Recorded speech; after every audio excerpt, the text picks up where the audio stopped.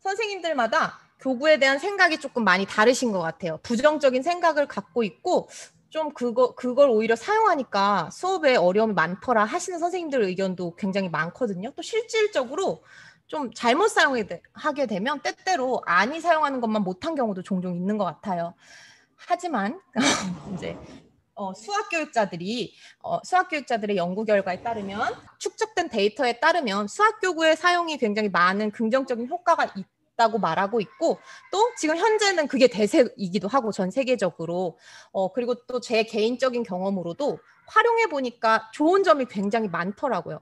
활용할수록 또 더 좋은 점이 있고 그래서 저는 개인적으로 그런 연구 데이터에 대한 신뢰 그리고 제 개인적인 경험 그것에 근거해서 선생님들께 적극적으로 추천을 해드리는 편에 속합니다. 수학이 굉장히 추상적이고 형식적인데 그러다 보니까 어려울 수밖에 없거든요. 특히나 지금 초등학교에 있는 아이들에게는 구체적 조작기에 있는 학생들한테는 당연히 어렵고 그래서 그런 학생들에게는 이렇게 구체적으로 보여주고 그다음에 조작함으로써 이해를 도와주고요. 이렇게 만져보고 경험해보고 그래서 얻는 깨달음은 학생들로 하여금 기억하기에 되게 유리하게 합니다. 선생님들도 저랑 비슷한 시대에 학교를 다니셨잖아요. 우리 학교 다닐 땐 정말 문제만 풀었잖아요.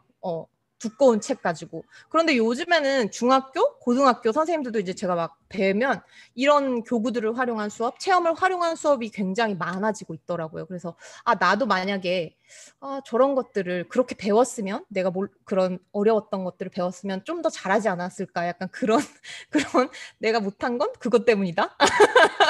그런 생각을 좀 하곤 했습니다.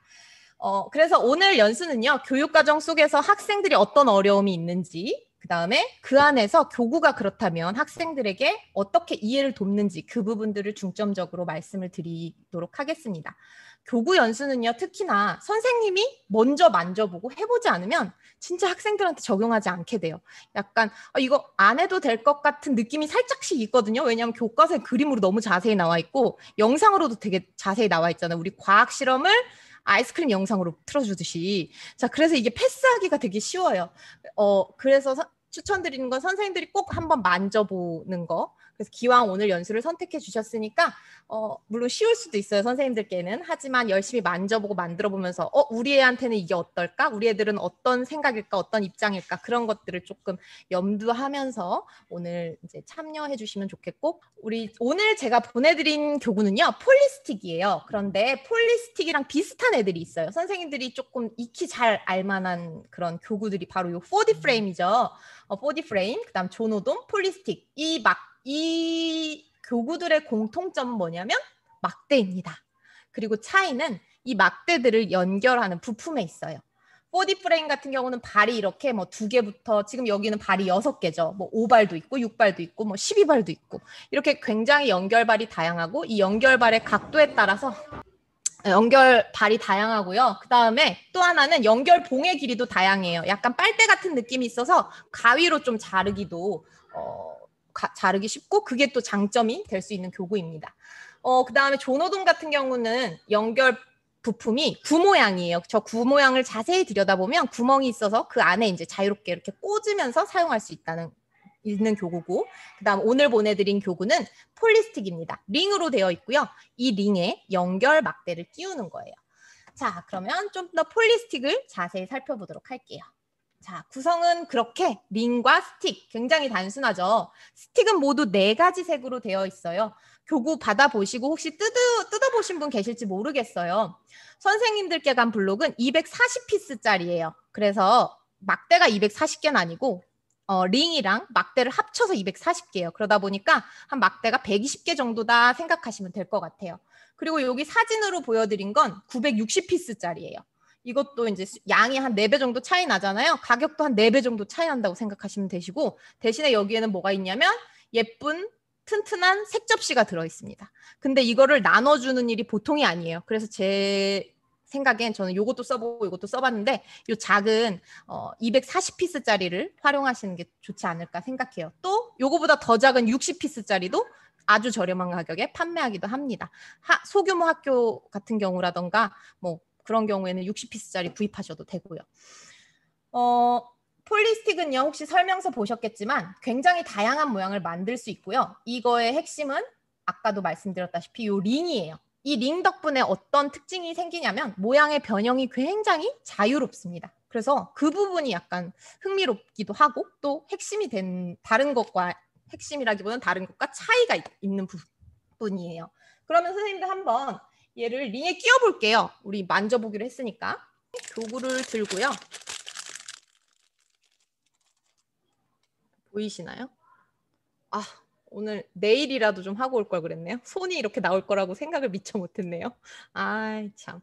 자, 요렇게 한번 끼워보세요. 사실 이게 처음에 끼우는 게 좀 힘들 수도 있어요. 근데 제가 2학년 아이들, 저희 반이 2학년이라서 2학년 아이들 데리고 해봤는데 금방 적응하고 또 뭐 한 명도 못하는 아이 없이 다 잘 하더라고요. 재미있게. 그래서 요렇게 빼고 뺄 때는 좀 쉽게 빼는 팁이 있어요. 그냥 이렇게 빼면 힘들고 얘를 약간 돌리면 요렇게 쉽게 빠집니다. 그래서 아이들한테 그렇게 지도해 주시면 애들이 금방 또 잘 따라할 수 있어요. 선생님들과 이제 단원별로 한번 이야기를 단원별로 어떤 거 이야기 나눌 만한 소재를 가져와서 같이 이야기를 나눠보려고 해요. 처음으로 이야기 나눌 부분은 도형에서 기본이 되는 수직과 평행입니다. 4학년 2학기 사각형 단원에 있는데요. 수직과 평행은 학문적으로도 그렇고 실생활 측면에서도 굉장히 중요한 개념이에요. 선분이라던가 직선들의 관계를 규정하는 데 사용이 되는데 다른 도형들의 정의에 되게 많이 활용이 계속 나오잖아요. 6학년 졸업할 때까지. 뭐 물론 중고등학교에서도 등장하고요. 일각에서는 수직과 평행 단원을 별도로 만들어야 한다고 주장을 할 만큼 중요성은 매우 큽니다. 그리고 실제로 혹시 기억하실 선생님들 계실 수 있을지 모르겠지만 공고교육과정에서는 수직과 평행 단원이 별도로 존재했었어요. 그런데 얘가 그때 그래서 본차시로 한 7차시 정도 다뤄졌었는데 15개정 교육과정에서는 단원이 삭제가 됐어요. 너무나 안타깝죠? 자, 삭제되고 사각형 단원으로 편입이 됐고 차시도 7차시였다 그랬잖아요. 그 본차시가 3차시로 줄었습니다. 근데 차시가 줄었다고 해서 얘가 배우는 내용이 달라진 건 아니에요. 거의 같은 내용들을 다루는데 차시가 달라진 거죠. 그래서 오히려 짧은 시간에 학생들로 하여금 수직과 평행에 대해서 충분히 생각하고 이해할 수 있는 기회를 제공했는지 선생님들이 오히려 가르치기 더 힘들어진 건 아닌지 이거는 이제 2015 개정교육과정에서 좀 논의라던가 그런 것들이 이루어지면 어떨까 생각해요. 만약에 그냥 연수였다면 일반적인 연수였다면 선생님 3, 4학년 많이 하셨던 선생님들께 이런 이야기도 들으면 참 좋았을 것 같아요. 근데 줌에서 그런 이야기 들으면 되게 불편하실 것 같아서 이야기는 그냥 안 듣는 걸로 하도록 하겠습니다. 자, 개념을 우리가 수학에서 개념이 중요해. 개념이 중요해. 수학은 개념을 잘 형성해야지. 이런 말 되게 많이 하는데 그 개념을 잘 형성했는지에 대해서 우리는 이제 뭐 아이들 문제 풀리켜 보면 잘 알 수 있죠. 그런데 문제 풀리기만 해서는 또 잘 확인이 안 되기도 합니다. 아이들이 그 문제를 어떻게 해결했는지 또 그 아이에게 추가적인 질문 이런 거를 통해서 우리가 조금 더 잘 이 아이가 개념을 제대로 형성했는지 파악할 수 있거든요. 아이의 설명을 보면 알 수 있는데 수직이 뭘까? 이런 질문을 했을 때 아이들이 수직 같은 경우에는 진짜 설명을 제대로 명확하게 하기가 힘들다고 해요. 근데 이건 초등학생뿐만이 아니라 중학생들한테도 나타내는 특징이라고 합니다. 이거는 진짜 연구 결과에서 제가 찾은 거예요. 제 뇌피셜이 아니라. 그래서 수직은 뭐 직각이에요. 또는 90도가 만나면 수직이에요. 뭐 아이들은 또는 뭐 90도의 만남이에요. 뭐 90도가 합쳐지면 수직이에요. 이런 식으로 아이들이 약간 어렴풋이 이야기를 한다고 해요. 완전히 모르는 건 아니에요. 만약에 문제에 수직인 것을 고르세요 했으면 그 아이들은 아마 거의 다 대부분 정답을 찾았을 거예요. 하지만 수직이라는 개념에 대해서 명확하게 이해했다기는 보기가 힘듭니다. 실제 중학생들한테서 중학생이 되면 왜 두 직선의 위치 관계 이런 것들을 배우게 되잖아요. 중학생들이 그 두 직선의 위치 관계와는 이 수직을 별도로 생각한다고요. 아예 다른 거라고. 이런 오개념이 아이들이 공간에서 직선과 평면의 위치 관계 이런 것들을 추후에 공부하는 데 있어서 영향을 주기도 한다고 합니다. 그래서 우리가 초등학교 때 수직과 평행을 학습할 때 올바르게 개념을 처음부터 형성해 나가는 게 굉장히 중요한 거죠. 그래서 수직과 평행은 서로 그 위치 관계를 의미합니다. 그러면 교과서에서의 정의를 한번 살펴볼게요. 수직이란 두 직선이 만나서 이루는 각이 직각일 때 그 두 직선을 서로 수직이라고 합니다라고 정의가 되어 있어요. 여기서 직각이라는 건 수직이 이퀄 직각이 아니라 직각은 수직을 확인할 수 있는 방법, 또 수직인 직선의 특징, 성질, 뭐 그런 거라고 볼 수 있겠죠. 그래서 아이들이 수직과 직각을 구분을 못하고 각도에 초점을 맞춰버리고 직선 사이의 위치 관계를 간과한다는 그런 특징이 있는데, 그럼 우리가 선생님은 어떤 방법으로 이런 아이들에게 도움을 줄 수 있을까요? 교구 활용 연수이긴 하지만 진짜 제일 중요한 것은 선생님의 오개념에 대한 또는 오류에 대한 또는 잘못된 설명에 대한 민감한 캐치, 그리고 시의적절한 발문, 이게 가장 중요하다고 생각합니다. 두 직선이 만나서 이루는 각이 직각일 때 두 직선은 서로 수직이다라는 개념에서 두 직선이 수직이다 이런 표현은 옳지만 두 직선이 직각이네 했을 때는 한 번 더 우리가 반문해서 물어볼 수 있는 거죠. 두 직선이 만나서 이루는 각이 직각인 거지 두 직선이 직각은 아니다. 약간 그런 식으로 뭔가 용어를 정확하게 하나하나 곱씹어 보는 거, 그런 게 개념을 튼튼하게 형성하는 데 도움을 준다고 볼 수 있습니다. 그래서 교과서에 제시된 정의를 왜 선생님들도 그냥 너무나 잘 아니까 되게 이렇게 약간 흘려서 아이들에게 말하거나 빼먹고 말하거나 약간 그런데, 용어 하나하나를 교과서에 실을 때는 그게 굉장히 엄청나게 막 많은 것들을 담아서 실는다고 하더라고요. 그래서 자, 그러면 한번 수직 단원을 볼게요. 우리 차시가 훅 줄었다고 했잖아요. 여기 보면 이렇게 수직, 수선의 개념을 알고 나서 바로 삼각자와 각도기로 그리는 게 나와요. 자, 개념을 확인하고 나서 수직인 두 직선을 어떻게 그리는지, 수선을 어떻게 그릴 수 있는지 약간 고민해 볼 수 있는 시간이 약간 스킵되고, 아이들한테 삼각자 사용법도 다 던져주고 각도기 사용법도 다 던져주죠.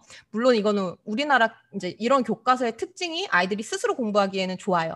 그런데 아이들에게는 먼저 탐구하고 생각해 본 다음에 교과서를 통해 확인하는 방법으로 수업을 구성하면 아이들이 조금 더 수직에 대한 개념, 평행에 대한 개념을 좀 더 잘 이해할 수 있습니다. 그러면 여기서 교구가 아이들한테 어떤 도움을 줄 수 있을까요? 활동을 한 가지 해보도록 할게요. 이제 수직과 평행을 이용해서요, 선생님들. 작품을 한 가지 만드는 거예요. 시간을 많이는 못 드리고 한 3분 정도 시간을 제가 드릴게요. 그러면 그냥 자유롭게 수직과 평행이 있는 작품을 만들어 주시기 바랍니다.